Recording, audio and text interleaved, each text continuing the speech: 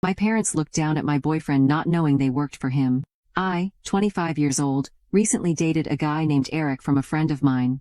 We had been dating for a year until I decided that it was time for him to meet my parents. My parents are both construction project managers and work under one company. I was nervous about their first meeting because I knew my parents tended to be overly protective and somewhat judgeful. The introduction went smoothly, and my boyfriend bonded over shared interests with my parents.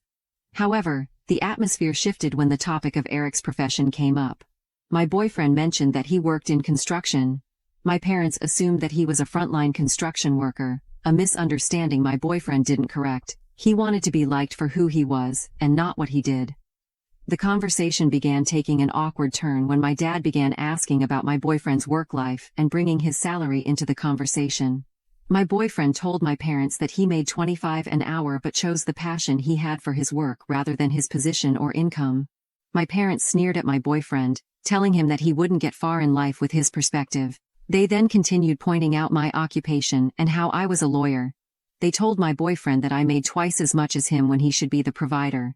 I joined the conversation and told my parents to stop because of their rude behavior towards Eric.